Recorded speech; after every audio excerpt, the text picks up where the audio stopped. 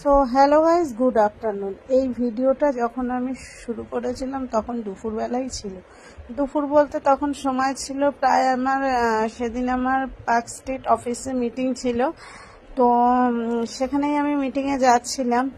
তখন কটা বাজবে, মিটিংয়ে আমি যাচ্ছিলাম আই থিঙ্ক 1:30 বাজে। তো সেক্ষেত্রে গুড আফটারনুন। আর এখন যখন আমি বেশ কয়েকদিন পরে, প্রায় 5-6 দিন পরে ভিডিওটা আমি এডিট করছি, তো এখনও কিন্তু সেই সেম গুড আফটারনুন। আমি এখনই ভিডিওটা এডিট করবো আর এখনই পোস্ট করবো। এরকম কিছু কিছু ভিডিও এখনও পেন্ডিং আছে। তোমরা বিশ্বাস করবে না, আমাদের গুরু শিষ্য সম্মেলনে যে একটা ভিডিও, সেটা এখনও সেইভাবে রয়ে গেছে, সেটা এখনও এডিট করা হয়নি। তো আমি ভাত খেয়ে উঠে একটু শুয়েছি, ঘুম ঘুম পাচ্ছে। ভাবলাম প্রতিদিন ফাঁকি মারি, রাতে যখন ভিডিও এডিট করতে যাই তখনও ওরকম ফোন একপাশে, আমি একপাশে ঘুমিয়ে পড়ি। আর এই দেখো, আমি পার্ক স্ট্রিটে নেমেছি মেট্রো থেকে। আমি উঠেছিলাম ক্ষুদিরাম থেকে। আমি সবসময় এটাই করি, বাড়ি থেকে অটোতে করে গড়িয়া স্টেশন আসি, গড়িয়া স্টেশন থেকে আসি আমাদের ক্ষুদিরাম মেট্রো স্টেশনে। নিউ গড়িয়াও আমার সামনে হয়, কিন্তু আমি আগেও বোধহয় বলেছি যে ওই স্টেশনটা আমার খুব একটা পছন্দ হয় না, তাই আমি সবসময় ক্ষুদিরাম থেকেই যাতায়াত করি।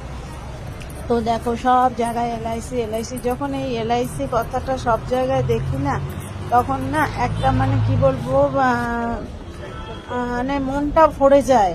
একটা আলাদা ফিলিংস হয়, যেটা বোঝানো যাবে না তোমাদেরকে। আমি একজন এজেন্ট হিসাবে নয়, আমি এত সুন্দর একটা কি বলবো, যেখানে আমাদের লাইফের যত কিছু কষ্ট করে যা কিছু আমরা জমাই না কেন, যা কিছু করি, যেখানে উইদাউট রিস্কে আমরা নিশ্চিন্তভাবে এখানে সেভিংস করতে পারি। তাই আমার এই জায়গাটা যখনই এলআইসি কথাটা কখনো দেখি, বা এলআইসি কথাটা শুনি, বা এলআইসি সংক্রান্ত কোনো অ্যাডভার্টাইজ দেখি, এখন তো দেখো মেট্রো স্টেশন থেকে শুরু করে A to Z যেখানেই যাবে এলআইসি। এবার আমার মিটিং শুরু, তোমরা এখানকার কথাগুলো শোনো কেমন। কিন্তু ভালো থাকুন, ফ্যামিলিকে ভালো রাখুন। আগে আমি ভুক্তভোগী, বুঝতে পারছি নিজের শরীরটা। আমি এসে জয়েন করলাম, দেখলাম একটা অন্য ভাবাবেগে আপনারা আছেন। আমার পরিচয় আপনারা হয়তো চেনেন না, আমি তো এই এসোর বিএম, হয়তো চেনেন না সবাই। जिम्मेदारी है आपको बचा के रखना ना।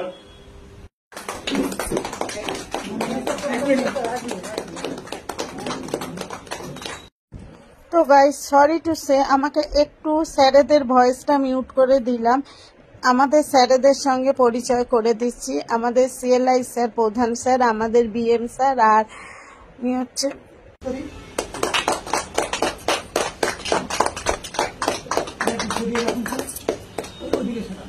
ছেলেদের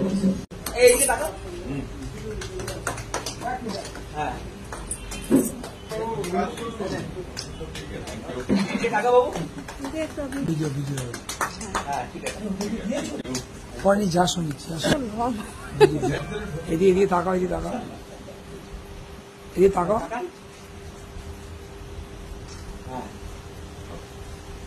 এবার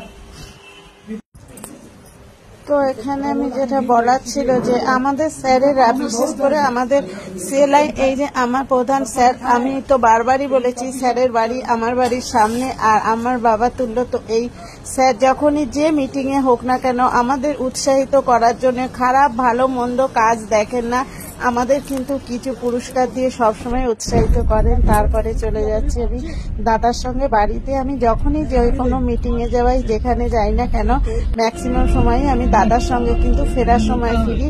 কখনো কখনো আমি দাদার সঙ্গে যাই, টাইম অ্যাডজাস্ট করতে পারি না, তাই একা হয়তো আমি যাই, কিন্তু ফেরার সময় সব সময় আমি দাদার সঙ্গেই ফিরি। আর আজ আমি তোমাদের সামনে একটু বলতে চাই, প্রত্যেকের জন্য একটা লাইফ ইন্স্যুরেন্স করা অবশ্যই প্রয়োজন।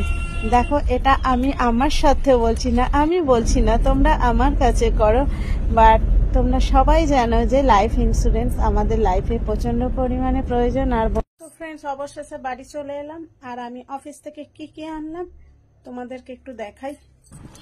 তো আমি তোমাদেরকে তো কিছুক্ষণ আগেই বললাম, আমাদের সিএলআই দাদা, স্যার, যাই বলো না কেন, আমাদের বিভিন্নভাবে উৎসাহিত করেন। সত্যি বলছি, ওনার ভালোবাসা যদি এখনো না ঠিকঠাক আমরা মানুষ হতে পারি, আর কখনোই বোধহয় মানুষ হব না। তো দিয়েছিল আমাদেরকে বিরিয়ানি, 1 প্যাকেট বিরিয়ানি। আমার মানে দাদা ভাইয়ের বাড়ির সামনে দিয়ে আসার সময় এটা ছিল এক্সট্রা। অ্যাকচুয়ালি মিটিং এ 1 প্যাকেট বিরিয়ানি, কেক দেয়া হয়েছিল, আর তারপরে তো ওখানে চা বিস্কিট এগুলো ছিলই।